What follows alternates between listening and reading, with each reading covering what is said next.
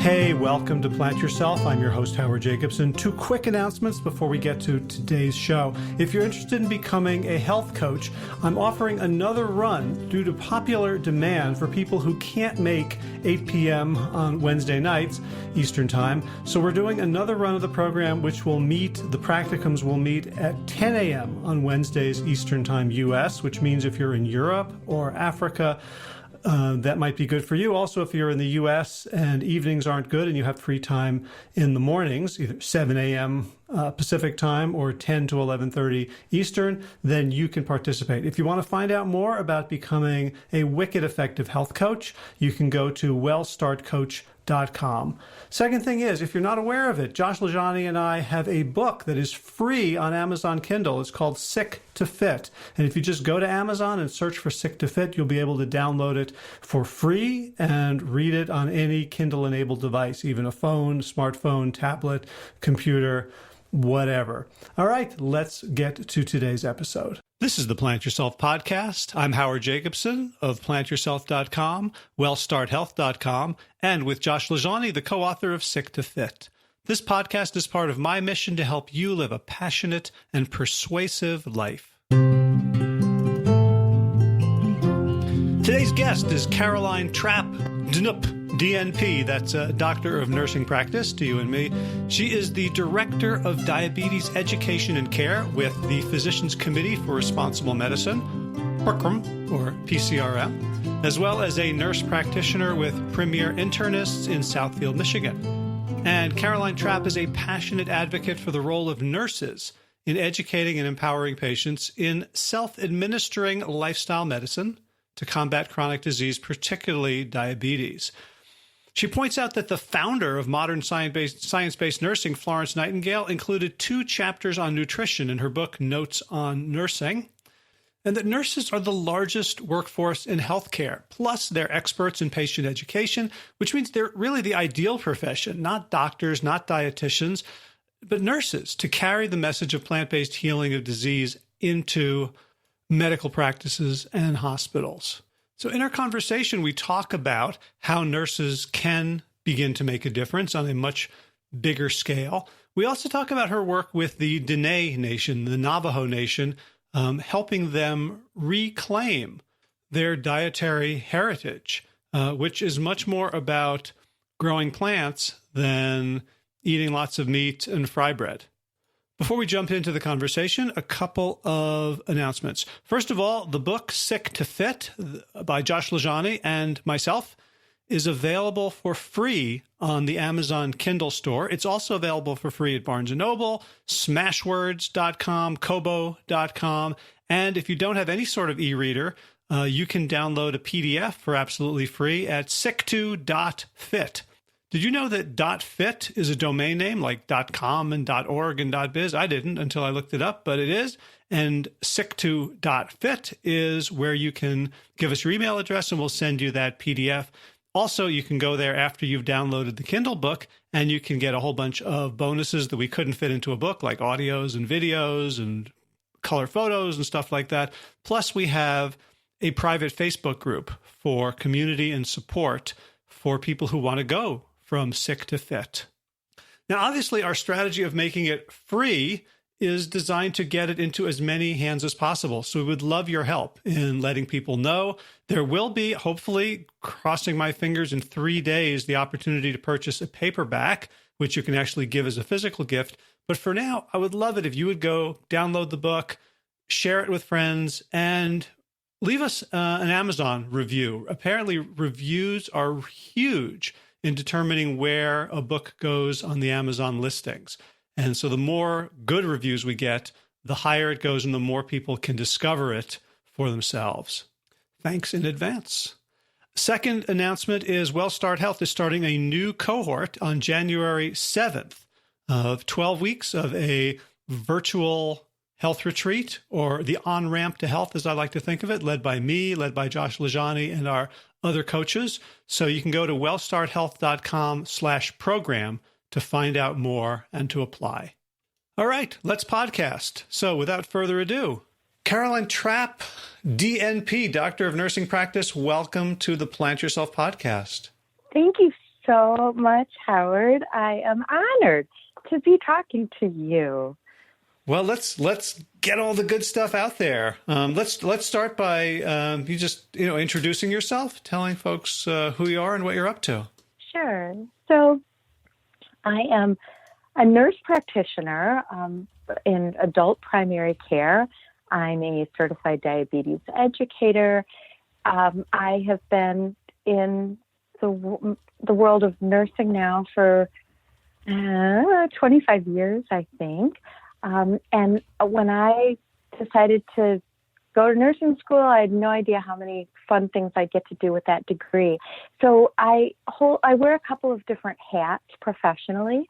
I'm a nurse practitioner with an internal medicine group in Michigan, and I've worked with that group for more than 20 years now.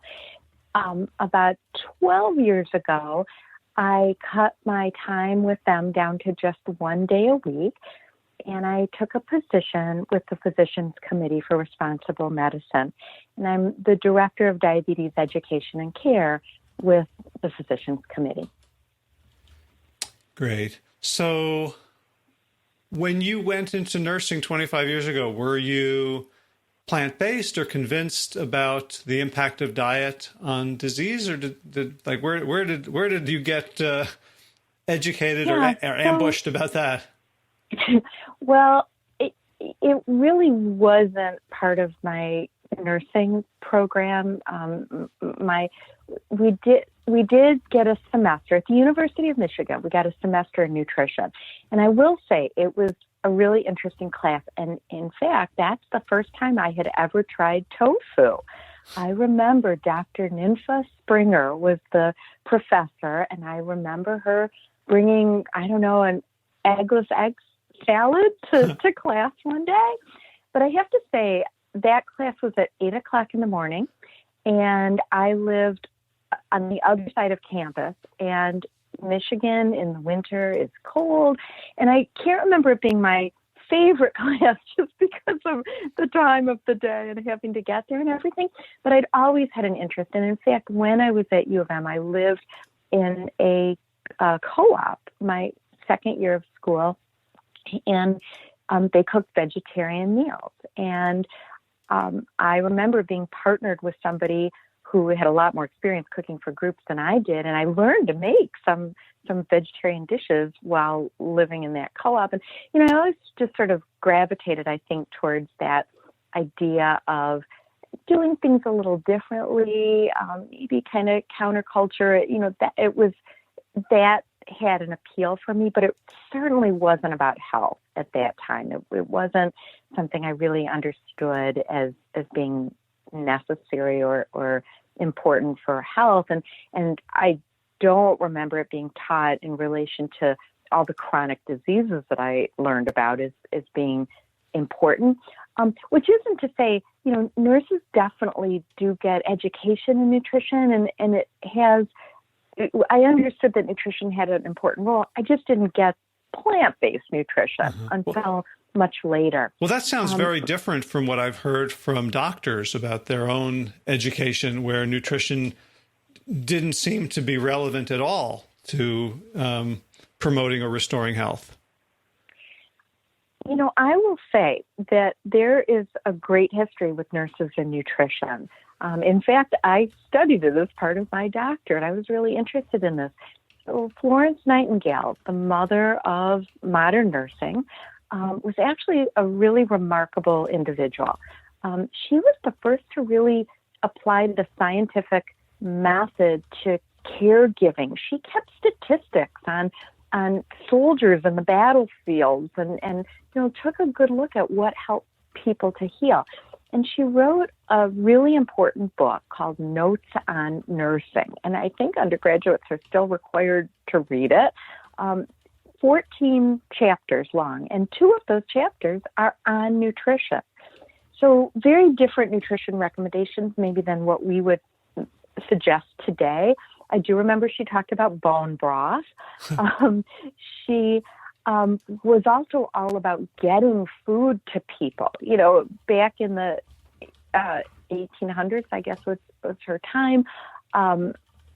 nurses were responsible for preparing the meals in institutions and delivering the meals to people. And food used to be a really big focus of providing care. However, in the 1950s, the dietetics profession came along, and nurses were, I think, happy to maybe relinquish that responsibility. And unfortunately, it's become something that now in hospitals, every hospital is well staffed with dietitians and dietetic aides, and nurses are so busy doing so many other things. But really, when you bring somebody their tray, when you help to make sure that they're eating enough or learn about what their food preferences are, that's really an important part of healing. So, and there are so many more nurses than dietitians.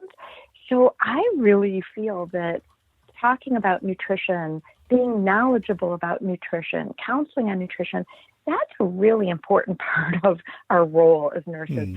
And it doesn't matter where you're a nurse, what setting, what people eat is probably really important. So we both know doctors who have been beating that drum, that doctors should be talking about lifestyle and nutrition. I was just at ACLM last week. That's the major theme of the whole conference and of the whole lifestyle medicine movement. And of course, most doctors are resistant. What do you find when you bring that message to nurses? Is there similar resistance, or is there a more openness to include lifestyle and nutrition in the care conversation? I find that nurses are really interested in it. I was at ACLM with you.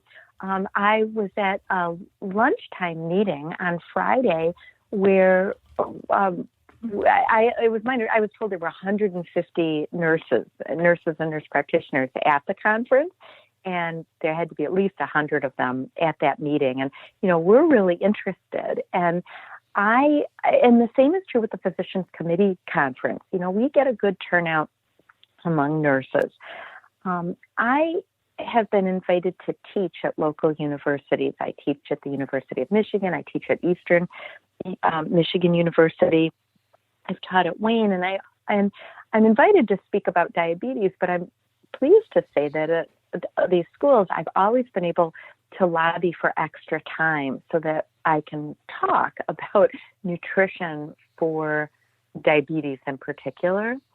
Now, does my extra hour of lecture make a difference in those programs? I don't know, but I had the great delight of being at a Veg Fest in Michigan this last April, and a former nurse practitioner student came up to me, and she's now been following a vegan diet for 7 years, and she's employed at a hospital doing staff education, and she just wrote to me this week that she's gotten a job working with a physician who is a board certified by ACLM and is going to get to do this in practice. So a long answer to your question, but yes, I definitely think nurses are receptive to this. Yes, it's really appropriate for nurses. We do get more education than doctors do, and maybe it's more practical information too. It's not just about IV nutrition.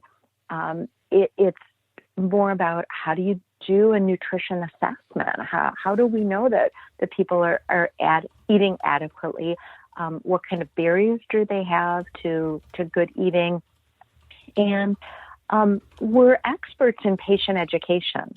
So, give us a topic and we're good at helping people learn about it and incorporate it into their life. So yeah, I think nurses and nutrition really go together well. And in fact, I had buttons printed this year for the Physicians Committee's conference, our international conference on nutrition and medicine held every summer. And we had 1,000 people this year. And we created something called the Nurses Nutrition Network. And we're in the process of updating our entire Physicians Committee website. So it will include a Nurses Nutrition Network page. But we made buttons that said Nurses Heart Plant-Based Nutrition. and I printed 500 of them, and they all went. So we just printed more. So yeah, there's definitely a lot of interest. I think there were a lot of clinicians there, nurses who attended who wanted a button, but also they're taking them home for their nursing colleagues. Wow.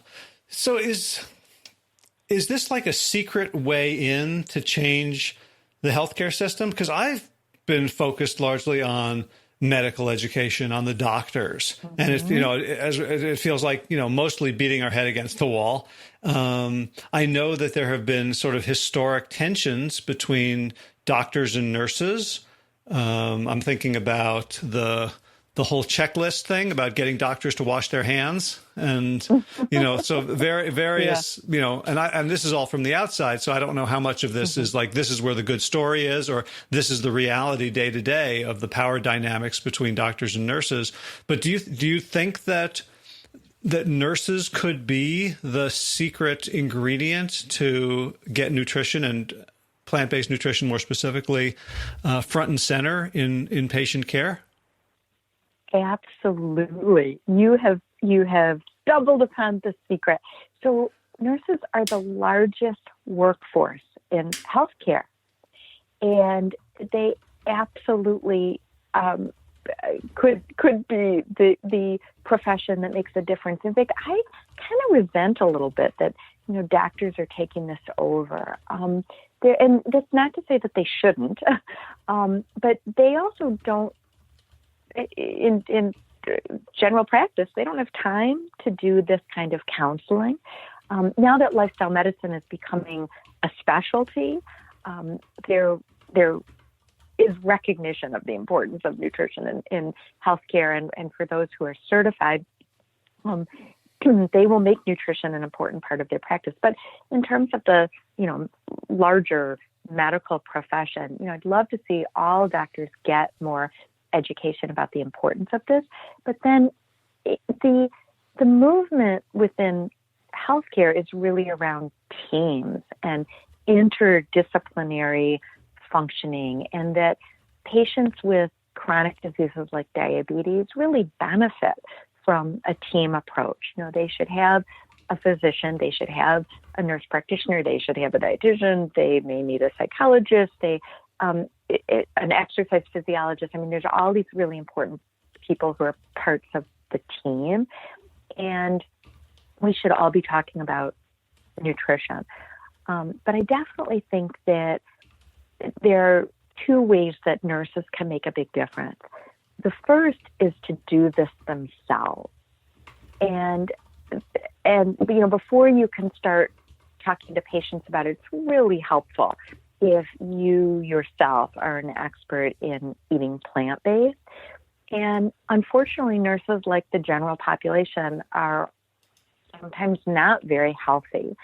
And I had the honor of being invited to speak at the New Mexico Nurses Association conference last year. They did a whole day on self-care for nurses. And I see that. I just saw in Medscape there was an article about sleep, adequate sleep, and nursing, and as shift workers, we often don't get enough sleep. So there's a lot of things around lifestyle that we as nurses could do a better job with, and should be encouraged to do a better job with. And as I entered this phase of my career, I think that that's really something that's near and dear to my heart. Nurses work really hard. Our education programs are challenging. We often have the burden that we're often women. We have the challenges of raising a family and going to school or working full time, or all of those things.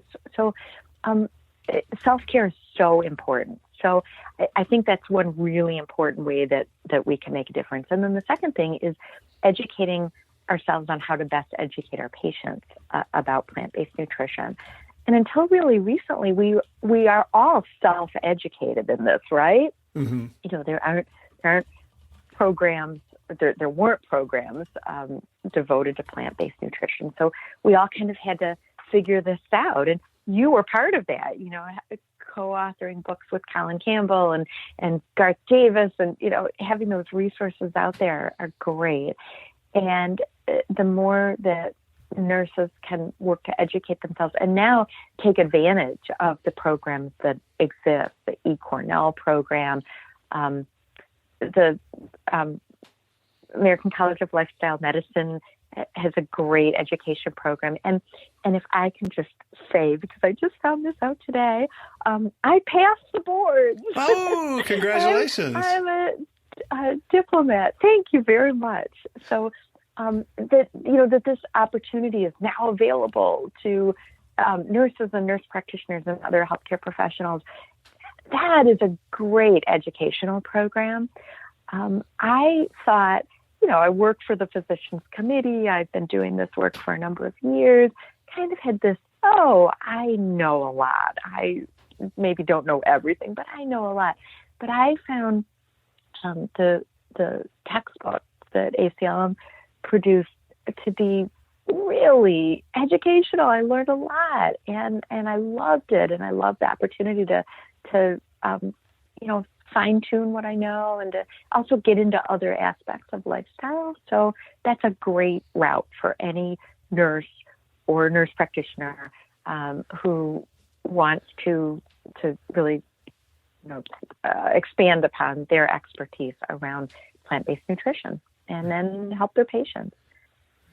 So do you find that what's really helpful in terms of what nurses get from these courses is the nuts and bolts of the content of how to eat and how to transition, or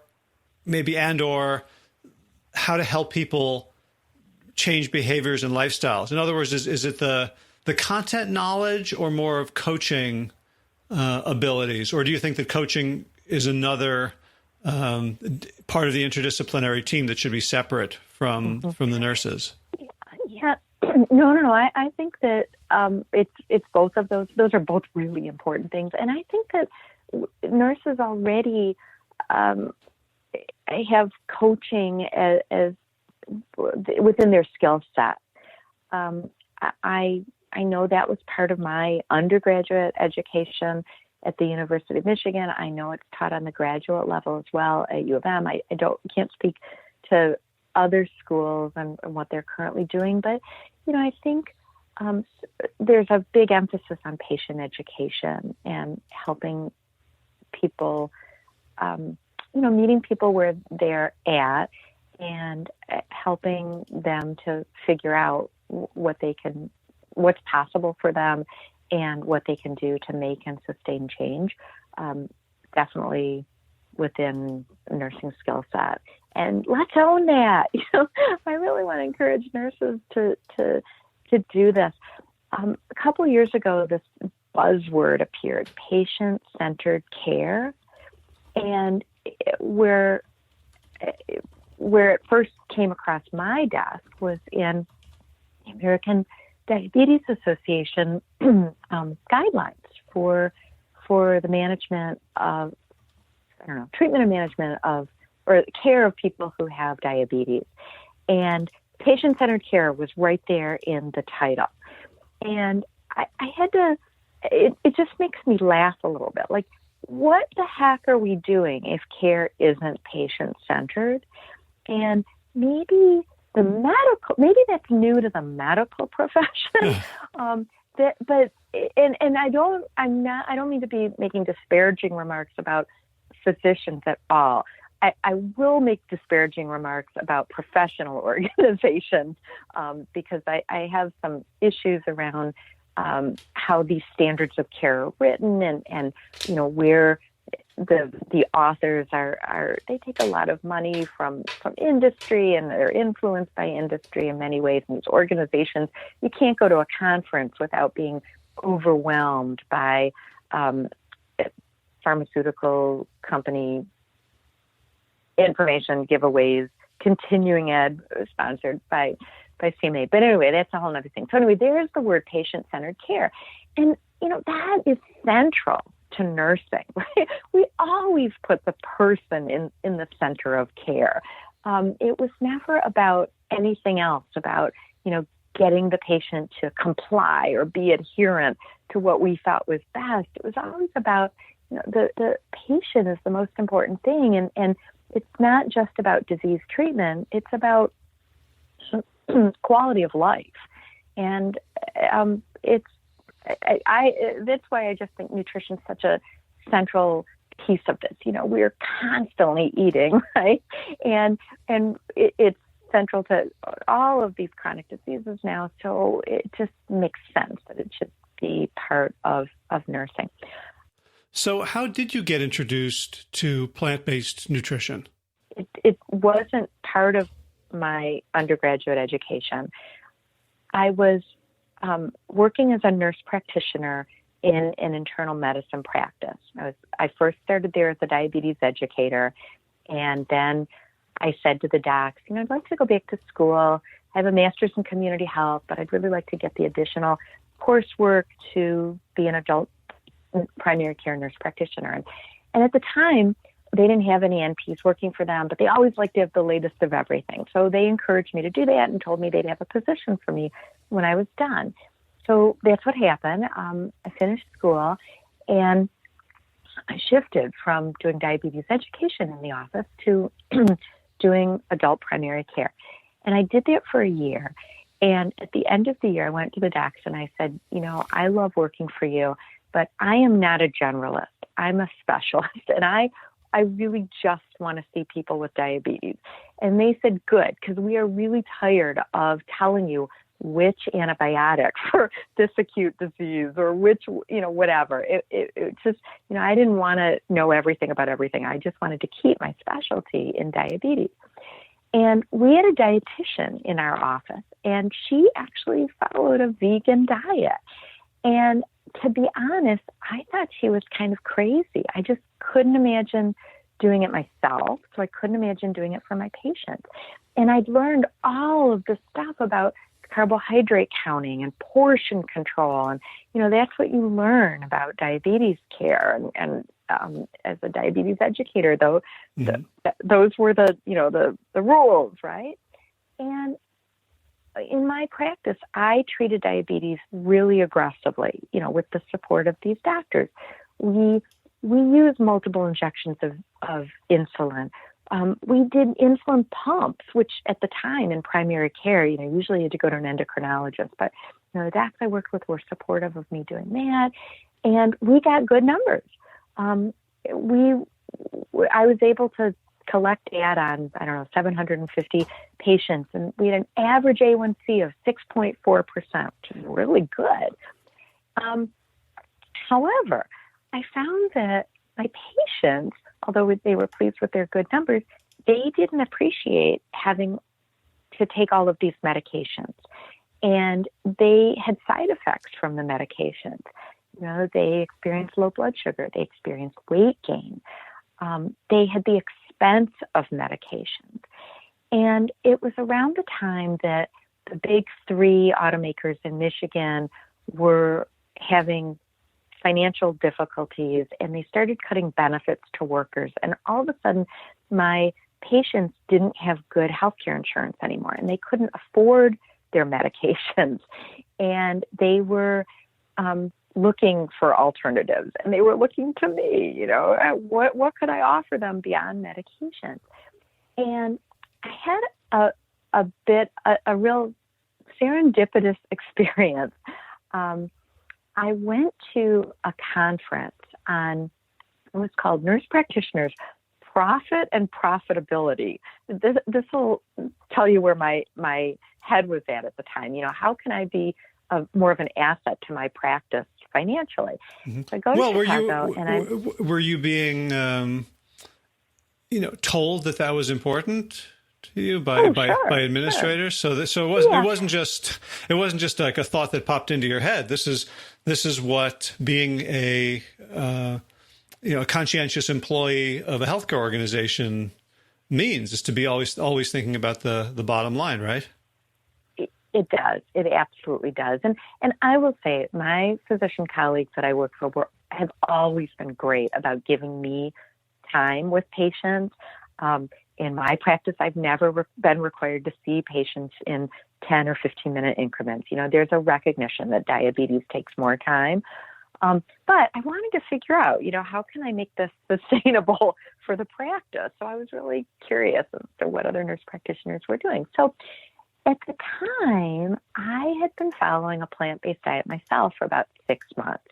I had some concerns about cholesterol. I had some concerns about weight. When I started eating a plant-based diet, I saw benefits, but was something that was really remarkable for me is I'd had chronic joint pain since I was in my early 20s. I had chronic joint pain, and I'd been worked up for lupus and rheumatoid arthritis, and nobody could find anything wrong with me. But I was told I had bursitis in my hips, and I was given gold injections on more than one occasion. I was on Vioxx or Celebrex, and all these drugs that all this joint pain. And about 4 weeks into eating a plant-based diet, I noticed I wasn't achy all the time anymore. So for me, it was really dramatic. There's something to this. And that was now 14, 15 years ago, and that problem is completely resolved for me. So that was a real fortunate side effect. So anyway, I go to this conference, and there's, 150 nurses in this room, and lunch is provided. And I sit down at the table, and I say to the wait person, by the way, do you have any vegan or vegetarian option available? And she brings me this beautiful plate of food. It's roasted vegetables and little tofu triangles with grill marks in it. It's beautiful. So I eat my lunch, and at the end of the day, I go out and I talk to the conference planners, and I say, the conference was wonderful, but my lunch was spectacular. And a woman said, oh, you got my lunch. I was new at this. I didn't know you need to order in advance. I did. And apparently I had eaten her lunch. So anyway, I ended up going to dinner with her. I took her out to dinner. And she told me about the Physicians Committee for Responsible Medicine. So I reached out to Neil Barnard, and I said, I've been doing this myself, and I want to talk to my patients about this, but I'm not really sure how to do it. And Dr. Barnard had just finished his first study on diabetes. It hadn't been published yet. And he was really kind to me on the phone, and I wrote him emails about, okay, I've got it figured out for pills, but what about for people who are on insulin? And anyway, we had some nice exchanges. And he said, if you're ever in D.C., come visit. Well, 3 months later, I had the opportunity to do that. And I spent an afternoon in the Physicians Committee office. And oh my gosh, I was like the kid in a candy store. I couldn't believe I was face to face with Neil Barnard and getting to ask him all these questions I had about diabetes and food. And he flipped open his laptop and he showed me all these PowerPoints with all the charts showing me how this diet was beneficial for people with type 2 diabetes. So that was it. I was hooked. And I left there determined that I was going to bring this home and, start doing this with my patients. And Neil was really kind. He allowed me to use his research protocol with my patients in Michigan. And I got my sister-in-law involved, and we started doing cooking and nutrition classes for people with diabetes. And the doctors I worked with were really skeptical at the beginning, but they saw people get better. And we did 3 series of classes where we taught people how to cook and, taught them how to make these changes. And I remember having one guy who was supposed to have surgery for sleep apnea, and he, also had uncontrolled diabetes and needed insulin. And he, through the course of the 8-week class, lost 20 pounds and didn't need to have that surgery. And, that was kind of the beginning. Oh my gosh, this works. At the same time, I am just so resentful of the money that the pharmaceutical industry has and the way that they target doctors, and now they target nurse practitioners.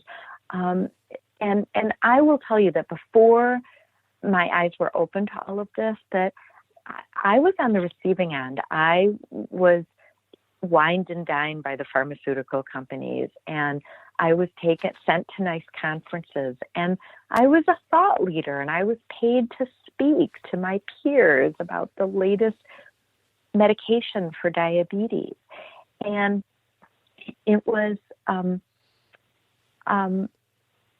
something I'm proud of.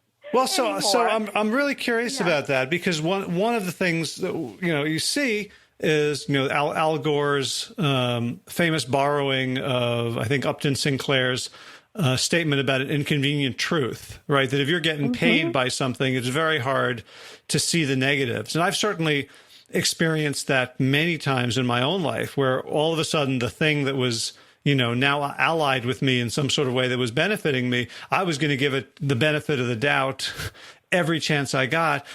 What do you think enabled you to break free from that spell?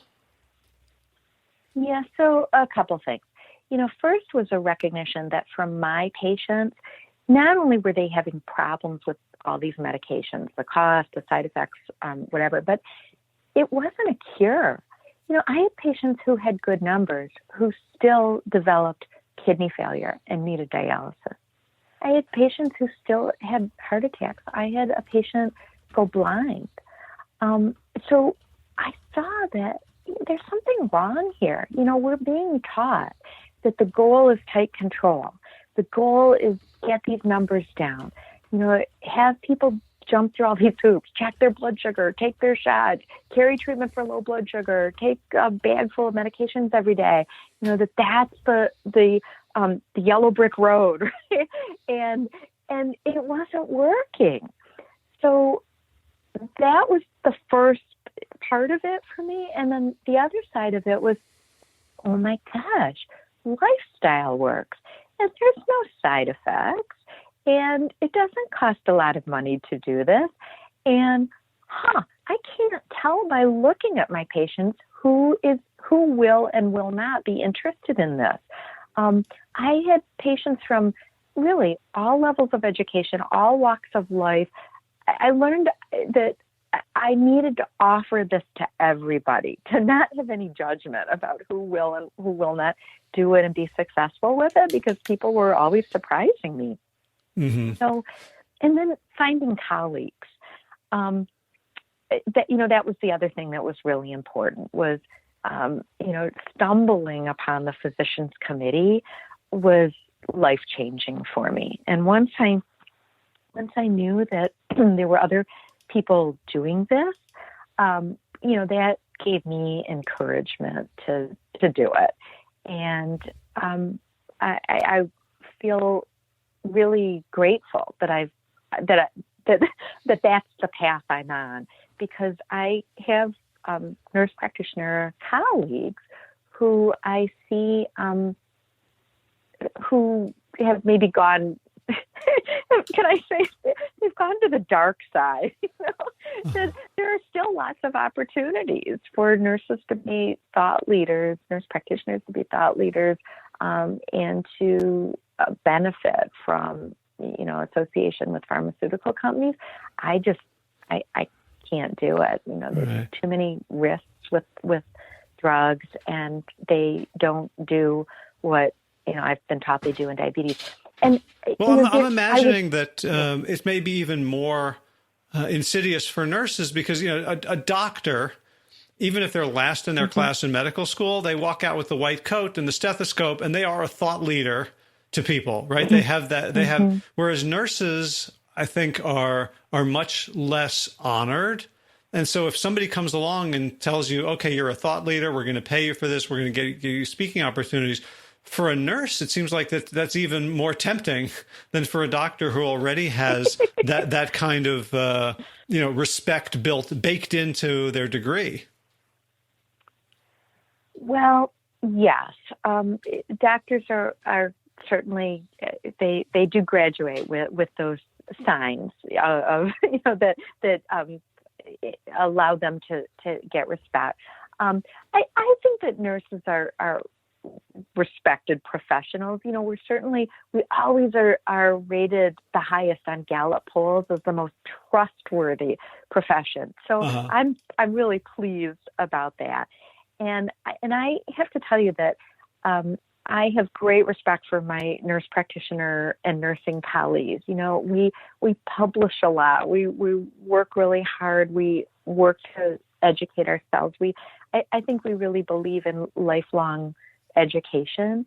But there is definitely pharmaceutical companies are recognizing that nurse practitioners are prescribers and that we're a huge army of people who write scripts. And, you know, unfortunately, we're under some of the same pressures that physicians are in practice, right? It's the goal is unfortunately, the goal is often to see as many people as you can in a day.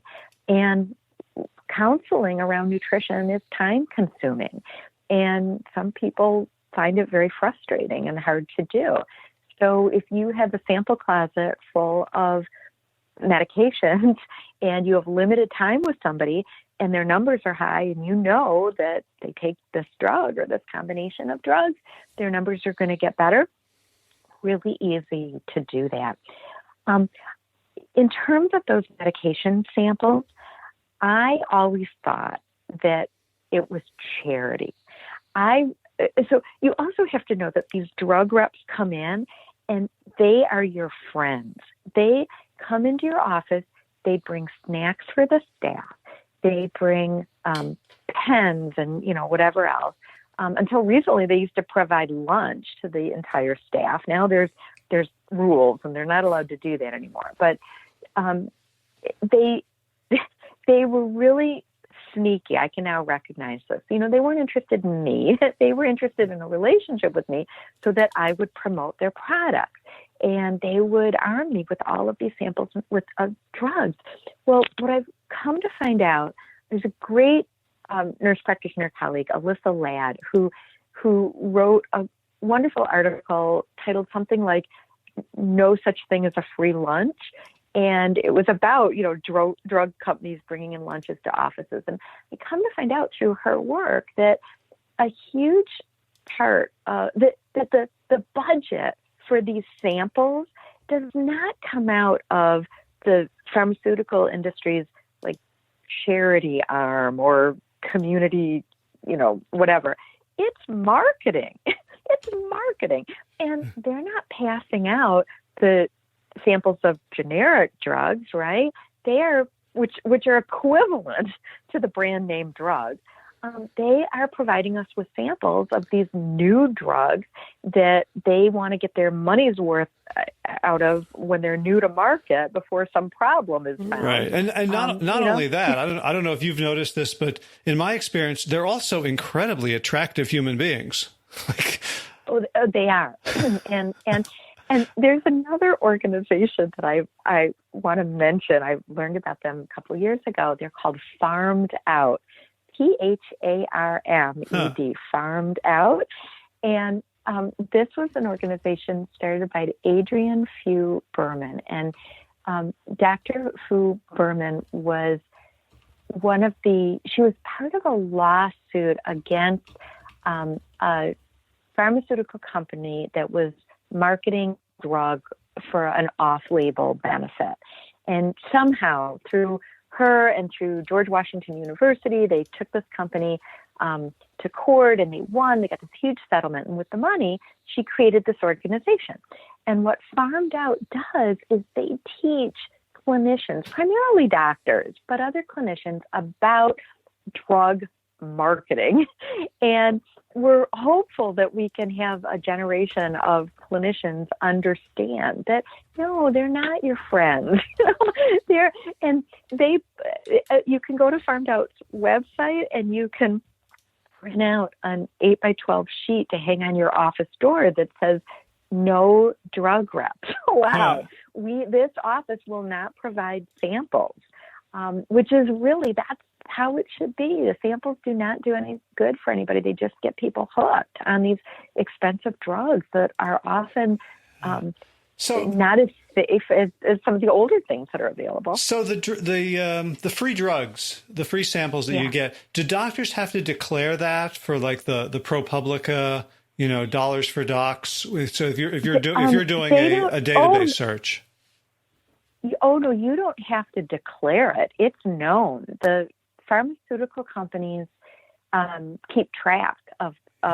No, I'm asking whether patients can look up that information, because I can look and see if my doctor was given a $10,000 honorarium or given a MacBook Pro to go speak on a cruise about the drug that they've used for this indication. I'm wondering whether, if they're getting tens of thousands of dollars a year in free samples of drugs, whether I can find that in that database. Yeah, I honestly don't know. I don't think so. But it's really easy to find out. I mean, you go into any doctor's office, and often, it happens. You need an antibiotic for something or whatever. The helpful physician or nurse practitioner or office staff will provide you with your first dose or a sample bottle because they have it available. And, look around the office. Are there educational materials? Turn it over and see, does it have a logo from a pharmaceutical company? Look at the TV that's playing in the office. In fact, ask who provided that TV. It may have come from a pharmaceutical company. And those videos you're watching are often interspersed with commercials for medications. Right. Although not everyone is going to feel comfortable taking that kind of a confrontational approach. It could. I'm sure whoever's behind the desk, the receptionist, has never fielded a question like this before and may feel attacked. I'd love for this stuff to be sort of publicly available and searchable online, so you can see. Because I looked this up. Just the doctor in North Carolina who's taken the most money from industry, something like $38 million in 2015. So I'd be very. I'm sure whenever I go to them. They're going to provide me the treatment that their employer, makes money off of. Well, I'm not sure I'm not sure that all clinicians see this as a negative. As I said, my understanding was if I can show the patient in the office how to give their first insulin injection, because I've got a refrigerator full of insulin pens, and I can save them the cost of, buying that first prescription until they've seen the benefit. Well, that's kind of a cool thing, right? What I didn't realize is that prescription for a box of 5 insulin pens that they're going to fill because now I've given them their first pen, that insulin pen costs between that box of 5 costs between $400 and $600. No wonder those reps are there all the time, weekly, if I need them to be there stocking that refrigerator. So I will say they don't call on me anymore because I now am all about the less expensive medication. Right. So hey, they're not my friends anymore. Yeah. Before I let you go, I wanted to ask you about your work with Native American groups and diabetes. Sure. Be happy to talk about that.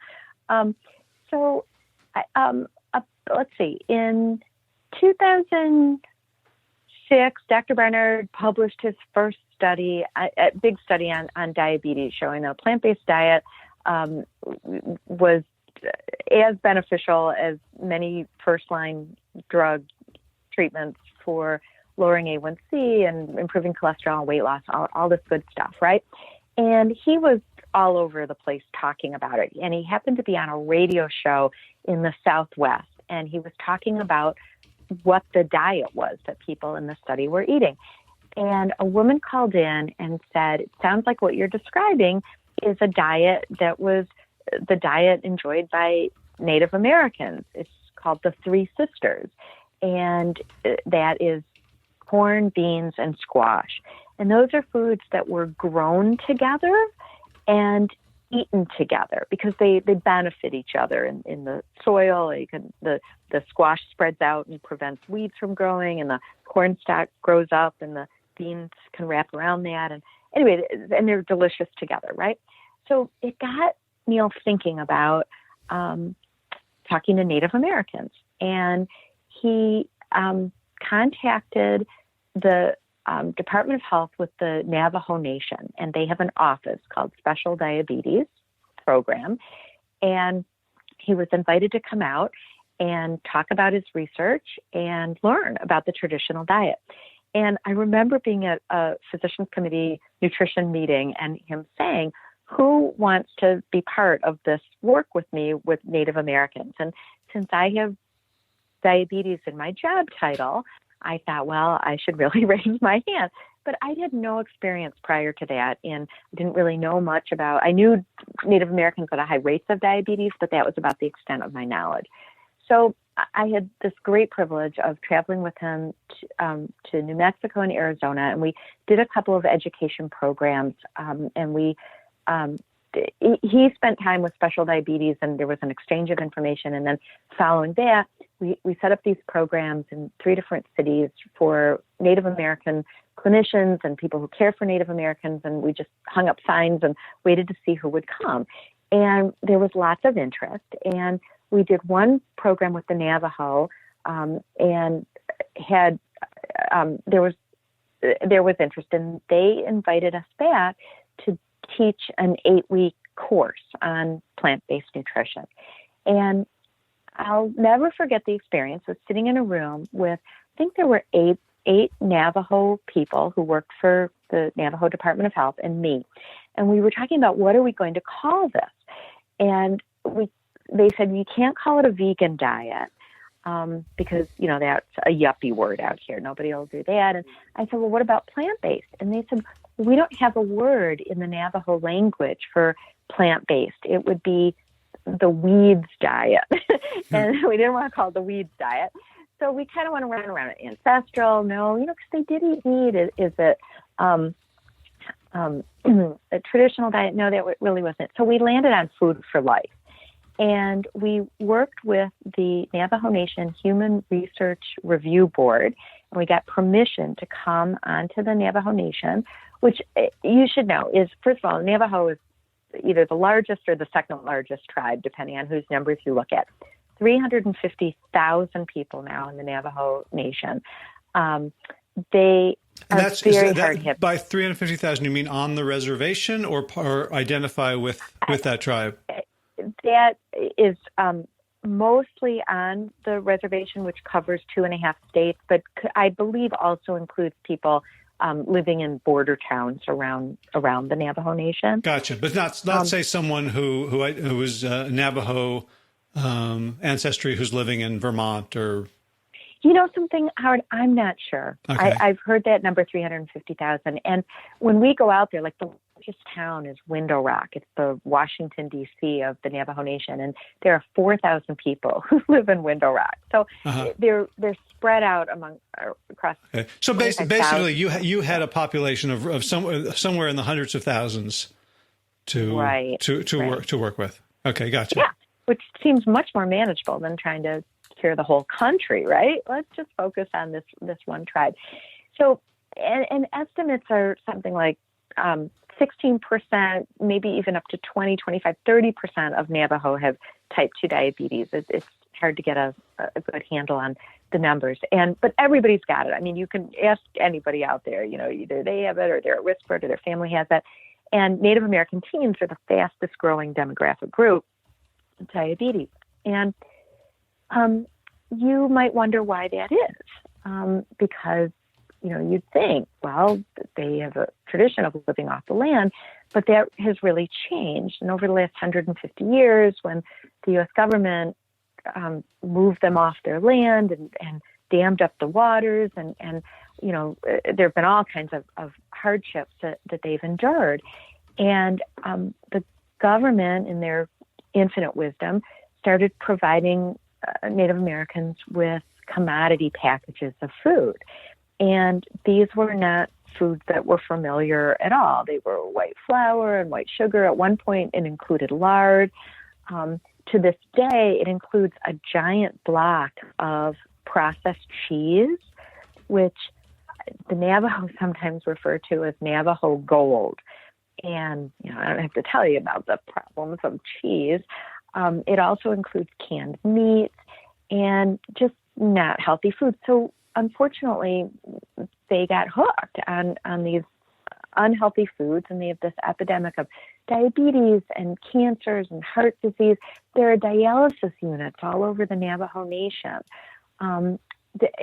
They've just been really hard hit by all of these chronic diseases. And I think that's part of the reason that we were successful, is because there's a recognition that what they've currently been trying to do just isn't going far enough. There are a lot of well-meaning healthcare professionals who are working through Indian Health Service and other agencies, and they're providing conventional diabetes care, which is encouraging exercise, encouraging portion control and carbohydrate limiting, and take these medications. And unfortunately, people are still ending up with loss of vision and amputations and other problems, and tremendous problems with weight. And there's definitely recognition that, this isn't native or traditional. So with our program, we got approval from the review board, and we started teaching these classes, and there was a mixed response. Some people were interested, some people were not. But among those who were interested, they've stuck with it, and they took it home and they shared it with their families. And we've had some wonderful successes, really against the odds. First of all, we collaborated as much as we could to develop some materials, because we recognized really quickly teaching a class of 20 or 30 people at a time wasn't going to go very far. So we worked with nutritionists to develop a curriculum, lessons, handouts, various materials. We filmed some videos, and which are now available on our website. We have a site called nativepowerplate.org, and you can see the materials that have been developed. The nutritionists of Special Diabetes got together, and they took PCRM's Power Plate, our plate that is a graphic that shows fruits and vegetables and whole grains and legumes, and they made it their own. And they got together, they took photographs of foods, and they worked with the graphic designer of the Navajo Nation, and they developed the Dene Power Plate. And Dene is the word for Navajo in their language. Uh-huh. And we've now put that on brochures, and they're sharing that and teaching about that. There have been challenges. There's been a lot of turnover in terms of the people who we've trained, and in terms of leadership. And what about the accessibility to plant-based whole foods? I'm sort of imagining food deserts, right? Where you can get your white flour and your white sugar and your lard, and you can drive off, and there's fast food restaurants and liquor stores and convenience stores. What is the state of, let's say I want to make, the plate of, beans and whole grains and fresh fruits and vegetables. Is it available? And is it affordable? Well, the short answer is yes. Those foods are available and becoming more and more available. There's lots of efforts, initiatives to increase gardening and to offer more farmers markets and to support stores and to encourage people to buy more fruits and vegetables. In terms of beans, there have always been beans available, but unfortunately they're looked upon as peasant food. And so we've had to overcome that. I feel like we need a marketing campaign for beans and how important they are. Yeah, it reminds me, I think, of a story, I think it was Catherine the Great of Russia, where she was trying to get the potato to become a staple, and the peasants didn't want it because it was seen as, and she like ordered all the nobles to plant potatoes. So the peasants would then see them as... that's exactly the problem. And I never thought we'd run into that, because I thought if people don't have a lot of money to spend on food, you'd think they'd be buying a lot of beans. But no, unfortunately, meat is really cheap. And you walk into the grocery store and window walk, and you're greeted by this refrigerated food section from one end of the store to the other that's full of cold cuts and bacon and sausage and Vienna sausage and Spam. Who knew there were so many varieties of Spam? So that's what we've had to overcome. But I have to tell you, the Navajo people are resilient and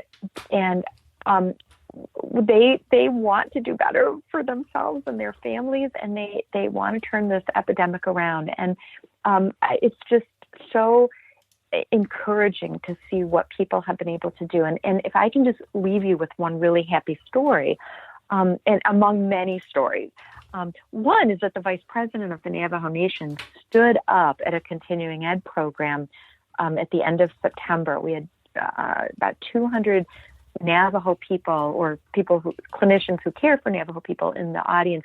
And he said that he's been following a plant-based diet now for 14 months, and he's never felt better, and it's improved his running time and his running recovery. And he really was encouraging people to learn about this and to do it. We also have the head of food service at a Navajo hospital in Fort Defiance who took this on herself. She decided she was going to change her diet, and she was going to work with her cooks. So 18 cooks at this hospital have been trained to cook plant-based. And they now offer a plant-based meal every day. You can go into the hospital in Fort Defiance, and the Navajo lunch lady will say, "Would you like the vegan meal?" Wow. and that's available. They serve 1,000 meals a day. And they did an employee wellness program. They had 50 employees sign up within an hour.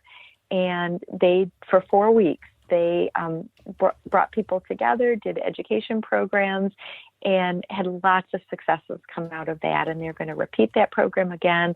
And they're continuing to offer these meals. And, we're seeing opportunities there. And gosh, they're the canary in the coal mine, if we can, which is a horrible analogy, but these are people who have been so hard hit and have the most to gain by changing their diet and going with foods that are traditional. I love being able to say to people, eat corn. Corn is good. So let me ask you about that. Just my final question before we close is that, most ethnic communities, whether it's, Italian or Cajun or Jewish or African American, they have the foods that they see as traditional that I've obviously on the outside, but I've been to powwows where the big thing was fry bread or hunted meats. And there's a, certainly the Native American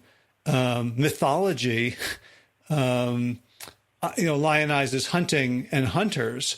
Have you had difficulty and successes in kind of getting them to reconceptualize what their traditional ancestral diet was rather than, buffalo and fry bread?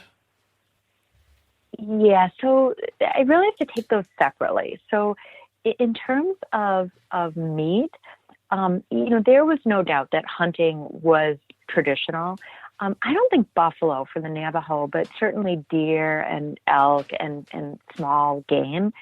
And gosh, if that was all they were eating now, if that was the source of their meat, I think they'd still be so much healthier. But in reality, most of them do very little hunting now, and it's more for special ceremonies that it is cultural significance, but it's not a big part of anybody's diet for the most part. What they're eating is lots of fast food meat and meat that comes on a styrofoam tray at the grocery store, or meat that they're stocking up on when they go to drive off the Navajo Nation to the big box store and filling up their freezer with. So that part of the tradition, I don't try and argue about, but I try and find places where we agree. We can all agree that your ancestors did not get their meat from a drive-in, and that meat that comes in a can, processed meat is not a health food. So, that's kind of the first thing. It's sort of a recognition of that. Fry bread has been a much easier sell. So fry bread is kind of like a donut. You take white flour and white sugar and lard traditionally, and you put them together with some water. And it was actually a food that helped to sustain Native Americans when they had nothing else, and the government was providing them with these commodities food. They came up with this creative way to turn these ingredients into something sustainable. And now, yes, if you go to a powwow, you drive into Indian country in many tribes, you'll see people selling fry bread. But they also recognize that that's a newer food. That's not something that goes back many years. And I'll tell you a happy story with that. One is we've worked with a Native American chef. She's from the Kiowa tribe. Her name is Lois Ellen Frank. And she's developed a no-fry bread recipe. And you can find that on our website, nativepowerplate.org. But the other thing is I'm seeing the culture shift. And a great example of that is every year on the Navajo Nation, there is the Miss Navajo pageant. And many tribes hold these competitions. And the winner goes to a national competition, an international competition, actually, the Gathering of Nations, which is held every April in Albuquerque. But anyway, on the Navajo Nation, there are different competitions that these young women go through. And one is they have to be fluent in the Dene language. And they have to be able to butcher a sheep. Unfortunately, that's still one of the things they have to do. Well, until last year, they had to prepare fry bread. And that the Navajo government, I'm not exactly sure who. I want to give credit to Vice President Nez. I think that was under his jurisdiction, that they got rid of the fry bread competition. So things are changing. And I want to give credit to the brave Navajo men and women who have embraced learning about a plant-based diet and have tried it without the supports that many of us enjoy in other parts of the country, and are continuing to talk about it and are creating these wonderful success stories that I know are going to inspire other Navajo people and other Native Americans and really anybody who is worried about diabetes and food and health. Oh, that's awesome. So for people who want to follow you and find out more about you and maybe have you come speak, is there do you have a web address that you send people to? I'm happy to share my email address. I can be found through PCRM's website, which is physicianscommittee.org or PCRM.org. And we're in the process of redoing our website. And I think the new launch is this week. So I'm not sure what it looks like today, but it's going to change shortly.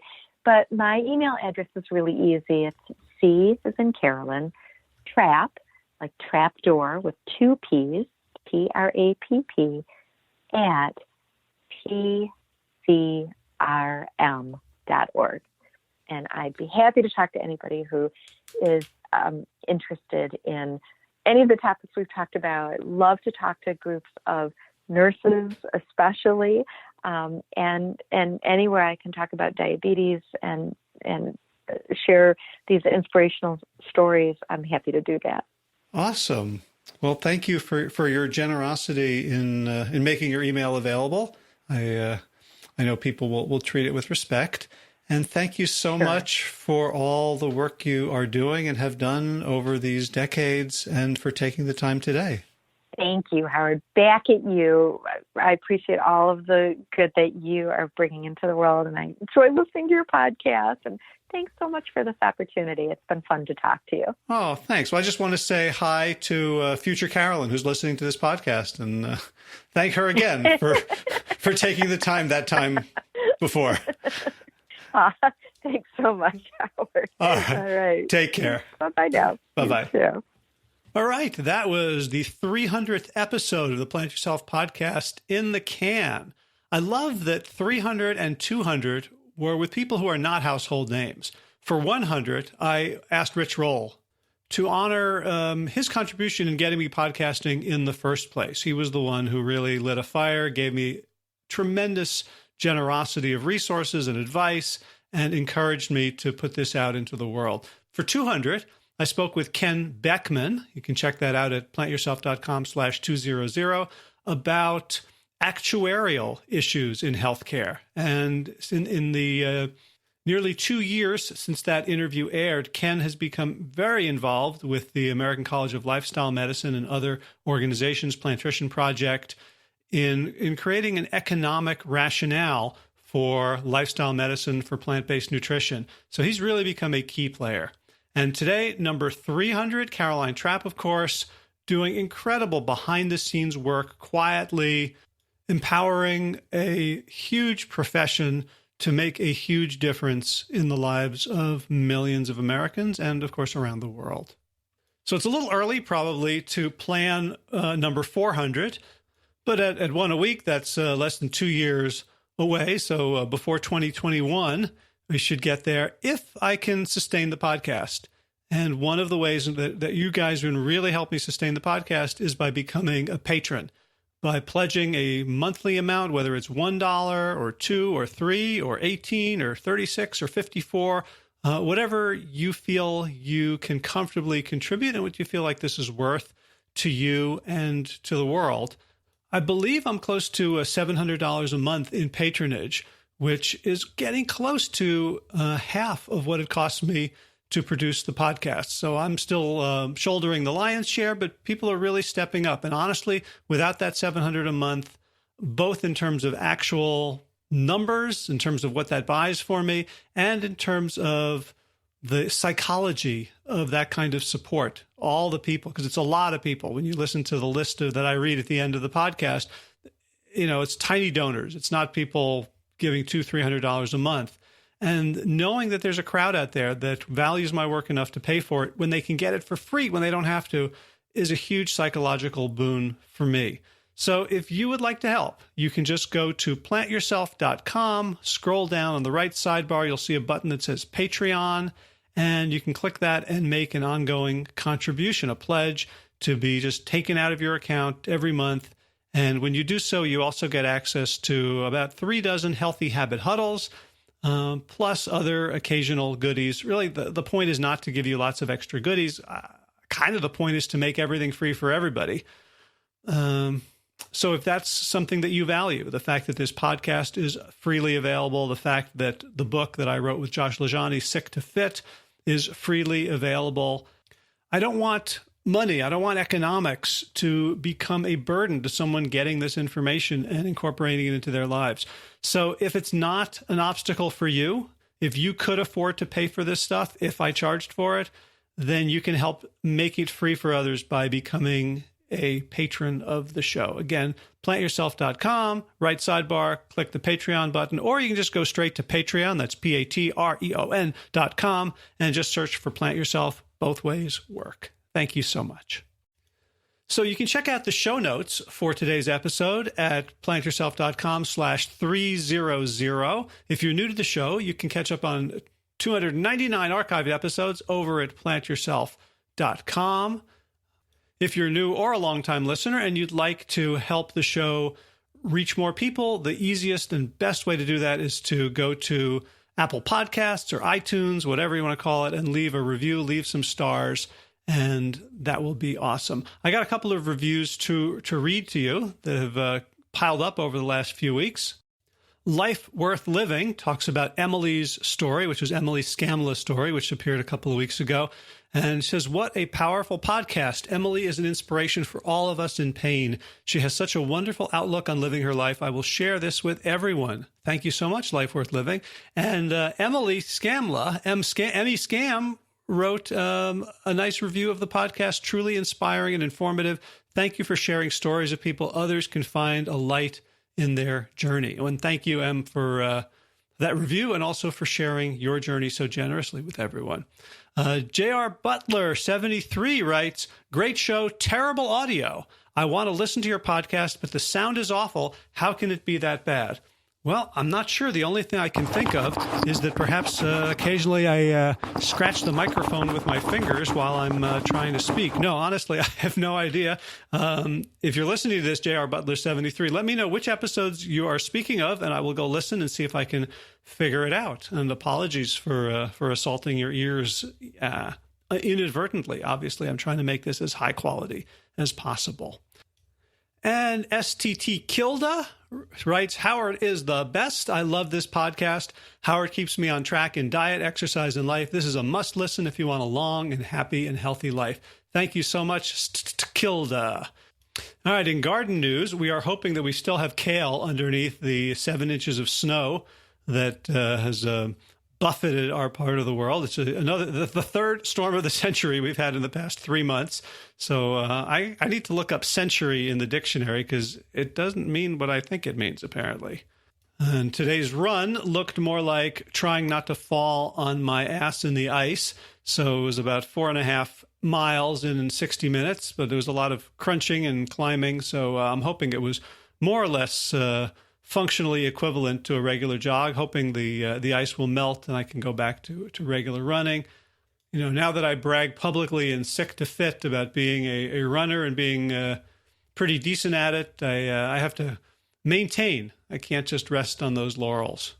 All right, so let's talk about gratitude. Big thanks to Will Ridenauer for allowing me to use Sabali Dawn, the Dance of Peace, as this show's theme music. Check out willridenauer.com for more of his gorgeous Cora music. And of course, thanks to all of you Plant Yourself podcast patrons.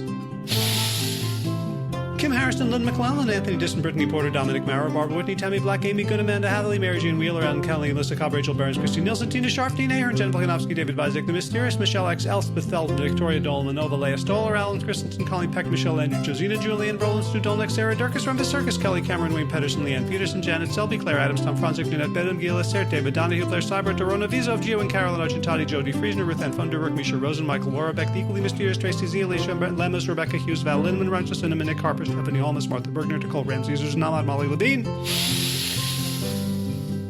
the Inscrutable Harry R., Susan Laverty, the Panda Vegan, Craig Kovic, Adam Sharp, Karen Burry, Heather Morgan, Ashley Corcoran, Kelly Machia, Deanne Norton, Bonnie Lynch, Plant Happy Oregon, Sabina Kurtzels, Nigel Davies, Marion Blum, Teresa Copel, Shell Rutledge, Julian Watkins, Breed O'Connell, Brian Sheridan, Shannon Hirschman, Kate Rolls, Linda Ayat, Julie Lang, Home Hedegaard, Isa Tuzan, Connie Hainline, Aaron Greer, Alicia Davis, Aviva Lael, Heather O'Connor, Carolyn Jensen, Sherry Larkowski, Plant Power for Health, Karen Smith, Scott Morani, Karen and Joe Crabtree, Tanya Lewis, Kirby Burton, Teresa Carell, Kevin McCauley, Elizabeth Rothschild, Kelly Baker Miracle, and Jesse Cheryl Dwyer, January Hazelton, Valerie Peltier, Peter W. Evans, Colleen Harrison, Justine Tibbett, Joshua Sommermeyer,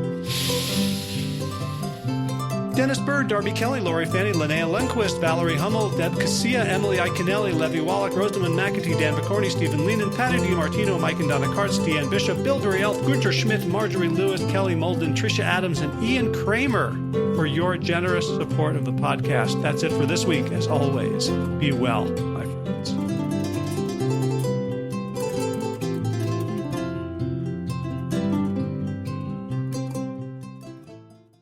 All right, time for thanks. Thanks to Will Ridenauer for allowing me to use his beautiful song, Sabali Dawn, the Dance of Peace. You can find more of Will's music at his website, willridenauer.com. And of course, thanks to all of you Plant Yourself podcast patrons. Kim Harrison, Lynn McClellan, Anthony Disson, Brittany Porter, Dominic Maurer, Barbara Whitney, Tammy Black, Amy Good, Amanda Hatherley, Mary Jean Wheeler, Ellen Kennelly, Melissa Cobb, Rachel Barons, Christine Nielsen, Tina Sharp, Tina Ahern, Jen Volkanovsky, David Vizek, The Mysterious, Michelle X, Elspeth Feldman, Leah Stoller, Alan Christensen, Colleen Peck, Michelle Andrew, Josina, Sarah Durkis, Rhymes with Circus, Kelly Cameron, Wayne Pedersen, Janet Selby, Claire Adams, Tom Franzik, Jeanette Benham, Gila Sert, David Donahue, Blair Cyber, Dorona Vizo, Gio and Carol Argentati, Jodie Friesner, Ruth Ann Funderburg, Misha Rosen, Michael Warbeck, The Equally Mysterious, Tracy Z, Aviva Lael, Alicia Lemus, Rebecca Hughes, Val Linneman, Rhymes with Cinnamon, Nick Harperson, Martha Bergner, Susan Ahmad, Molly Levine, The Inscrutable Harry R., Susan Laverty, The Panda Vegan, Craig Kovic, Adam Sharp, Karen Burry, Heather Morgan, Kelly Machia, Deanne Norton, Bonnie Lynch, Plant Happy Oregon, Sabina Kurtzels, Nigel Davies, Marion Blum, Teresa Copel, Julian Watkins, Breed O'Connell, Shannon Hirschman, Linda Ayat, Home Hedegaard, Isa Tuzan, Connie Hainline, Aaron Greer, Alicia Davis, Heather O'Connor, Carolyn Jensen, Sherry Orlikowski of Plant Powered for Health, Karen Smith, Scott Morani, Karen and Joe Crabtree, Tanya Lewis, Kirby Burton, Teresa Carell, Kevin McCauley, Elizabeth Rothschild, and Jesse, Cheryl Dwyer, Jenny Hazelton, Valerie Peltier, Peter W. Evans, Colleen Harrison, Justine Divitt, Joshua Sommermeyer, Dennis Bird, Darby Kelly, Lori Fanny, Linnea Lundquist, Valerie Hummel, Emily Iconelli, Levy Wallach, Rosamund McAtee, Dan McCorney, Stephen Leenan,